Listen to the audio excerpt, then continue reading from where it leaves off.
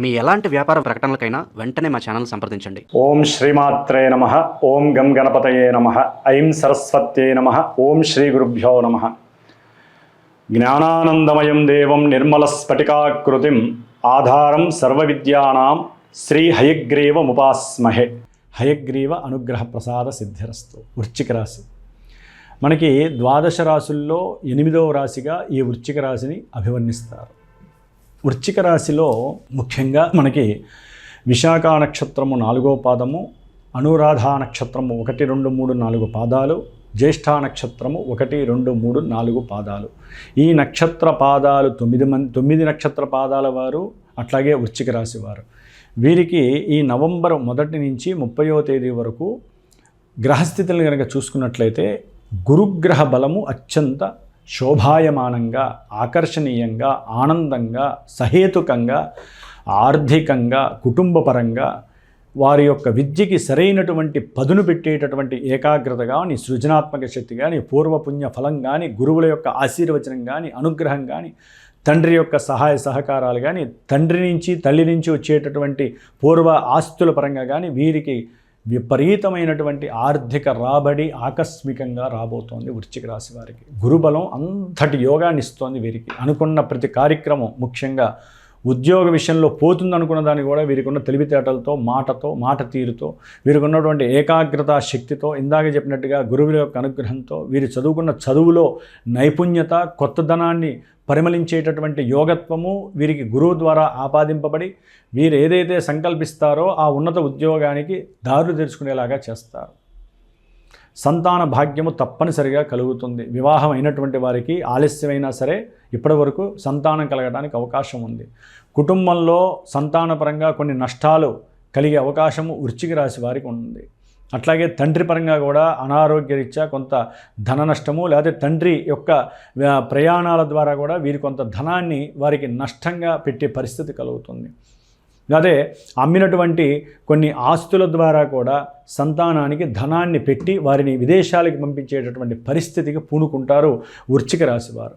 Stock మార్కెట్లలో వీరు కొంచెం ఆలోచించి నిర్ణయాలు పెద్దవాళ్ళతో చర్చించి జాగ్రత్తగా పెట్టుకోవాలి. ఈ నెలాఖరు 28 తర్వాత, లేకపోతే అనుకోకుండానే మీ యొక్క సంకల్పానికి వికల్పం అవుతుంది. ఆ ఆర్థికంగా నష్టపోయే పరిస్థితి. గురువు ఎంత ఇచ్చినప్పటికీ గురువు వలన చాలా మీకు బ్యాలెన్స్ అయిపోతూ ఉంటుంది. మీరు నష్టపోకుండా గురు మహానుభావుడు కాపాడుతూ ఉంటాడు. కానీ పంచమంలో ఉన్నటువంటి శని అట్లా కాదు. ఆయన ఏంటంటే నిదానస్తుడు. మీరు ఏదైనా స్టాక్ మార్కెట్లోనో, లేకపోతే ఒక పెట్టుబడి పెడదామనో, లేకపోతే ఒక రియల్ ఎస్టేట్ రంగంలో ఒక వ్యాపారంలో పెట్టుబడి పెడదామనో, స్థలం గురించో ఆలోచిస్తూ ఉంటారు. ఫాస్ట్గా నిర్ణయం తీసుకోకపోతే నష్టపోతారు. ఎందుకంటే గురువు యొక్క దృష్టి ఉన్నప్పుడే ఇవన్నీ చేసేసుకోవాలి. ఆలోచిస్తూ ఉంటే ఏంటంటే మీకు ఇబ్బందులు కలుగుతాయి.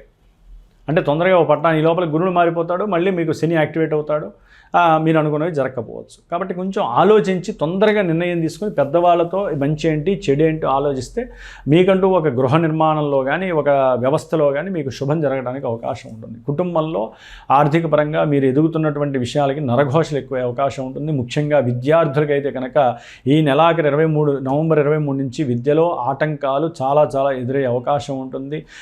అటెండెన్స్ సరిగ్గా లేక మీకు పరీక్షలు రాయలేనటువంటి పరిస్థితులు కూడా ముందు కనిపించే అవకాశం. గురుబలం ఎల్లవేళలా ఉండదు కదా. డిసెంబర్ 5కి గురుబలం వెళ్ళిపోతుంది కదా మా వృశ్చిక రాశి వారికి.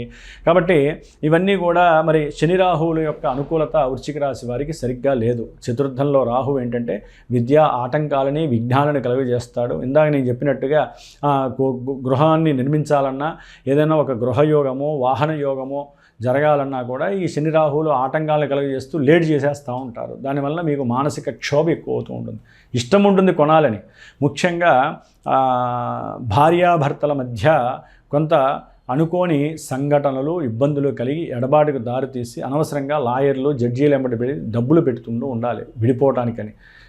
కలిసి ఉండడానికి ప్రయత్నం చేయండి. భార్యాభర్తలు ఎప్పుడూ కూడా కలిసి ఉండటానికి. ఎందుకంటే శుక్రుడు సొంత క్షేత్రంలో ఉన్నాడండి. మీరు చక్కగా మాట్లాడితే కనుక భార్యాభర్తల మధ్య సంయమనం చేసుకోవడానికి మీకు మీరే, పెద్దవాళ్ళు ఎవరు భార్యాభర్తల మధ్య రాకూడదు ఎప్పుడూ కూడా. భార్యాభర్త అయ్యారంటే ఒక అబ్బాయి అమ్మాయి, వాళ్ళల్లో సొంత వివేకమైనటువంటి ఆలోచన చర్యలు బిగినైపోతాయి. వాళ్ళ ఆలోచనలు, వాళ్ళ కోరికలు, వాళ్ళ యొక్క మొత్తం సిస్టమ్ అంతా వాళ్ళ చేతుల్లోకి వెళ్ళిపోతుంది. పెద్దవాళ్ళు ఎందుకు వస్తారండి? ఎందుకంటే ఎవరి కొడుకు వాళ్ళకి రుచి, ఎవరి కూతురు వాళ్ళకి మంచి అన్నట్టుగా ఎవరి వాళ్ళే న్యాయం అనిపిస్తుంది. ఇక్కడ పెద్దవాళ్ళ యొక్క యోచనే లేదు ఈ విషయంలో. పెద్దవాళ్ళు కనుక ముందుకు వస్తే వాళ్ళ కుటుంబాలు పాడైపోతాయి జాతకరీత్యా కూడా. కాబట్టి ఎందుకంటే వృశ్చిక రాశిలో ఈ నెలాఖరు తర్వాత రవి కుజుడు కలిసి ఉంటారు. అట్లాగే అప్పటి వరకు రవి శుక్రులు కలిసి ఉంటారు. ఇది చాలా ఇబ్బందికరమైనటువంటి పరిస్థితి అండి. విడిపోవడానికి చాలా ఎక్కువ అవకాశాలు ఉంటాయి భార్యాభర్తల మధ్య.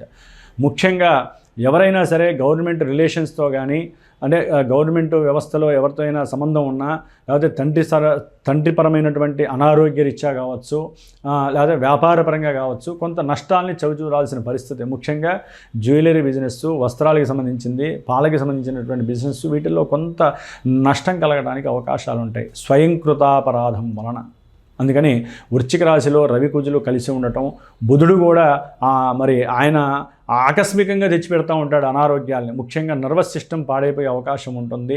ఆ రహస్య అవయవాల యందు ఈ యొక్క బుధుడు రవికుజుల యొక్క ఉష్ణ ప్రేరిత చర్యల వలన వీరికి లేనిపోని ఇబ్బందులు కలిగే అవకాశము చాలా ఉంటుంది. ఇన్నర్ యాక్టివిటీస్కి సంబంధించి, ఇన్నర్ ఆర్గాన్స్కి సంబంధించి చాలా అగ్నితత్వమైనటువంటి పరిస్థితుల వలన ఆరోగ్యం పాడవుతుంది. కొంచెం జాగ్రత్తగా ఉండాలి. తగ్గిపోయే అవకాశం గురుడిచ్చిన రావడం అయితే చేసే గ్రహాలు చేస్తాయి కదా ఈ నెల. అందుకని చాలా జాగ్రత్తగా ఉండండి. సాధ్యమైనంత వరకు రవి కుజులకి దానం ఇవ్వండి, లేకపోతే గోమాతకి అవి నానబెట్టి తినిపించండి. లేదా ఒక ఆదివారం పూట గోధుమ రవ్వ ఉప్మానో, లేకపోతే గోధుమ పొంగలి, అంటే గోధుమతో చేసిన పాయసము, లేకపోతే అన్నము కందిపప్పు కలిపి ఏదైనా ఒక పులగంలాగా తయారు చేసి 10 మందికి ఇవ్వండి. దానివల్ల దానంగా మీకు మంచి జరుగుతుంది. లేదా ఆకుకూరలో బ్రాహ్మడికి దానం చేయండి, లేదా ఆకుకూరలు మంచివి గోమాతకి తినిపించండి. దానివల్ల మీకు చాలా శుభప్రదమైనటువంటి విషయాలు జరుగుతాయండి.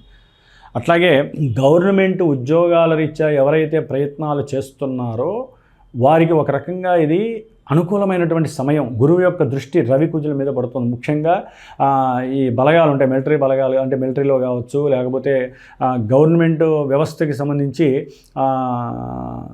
ఈ వాహనాలు నడిపేటటువంటి కార్ డ్రైవింగ్స్ కావచ్చు. వీరు కొంత విషపూరితమైనటువంటి ఆలోచనలతో ముందుకు వెళితే మటుకు వీరికి పరాభవం తప్పదు. కాబట్టి వీరి కోపాన్ని అణుచుకోవాలి. అట్లాగే వీరు కొంత త్యాగాన్ని అలవాటు చేసుకోవాలి. 4 రోజులు కోపం వస్తుంది, అయితే అవతల వాళ్ళ మీద ఈర్ష్య పెరుగుతుంది, ఆ రాజస తామస గుణాలు కూడా ప్రేరితం అవుతూ ఉంటాయి. అవసరం లేకుండా వీటి వలన కూడా ఒక్కోసారి వీరి యొక్క ఆరోగ్యం చెడిపోయే అవకాశం ఉంటుంది.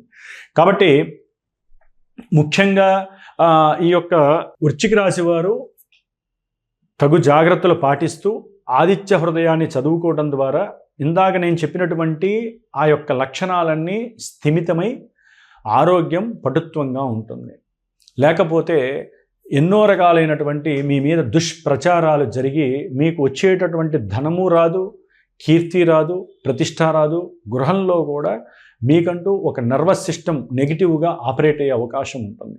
కాబట్టి భార్యాభర్తలు అన్యోన్యంగా ఉండాలన్నా, ముఖ్యంగా ఆరోగ్యం బాగుండాలన్నా,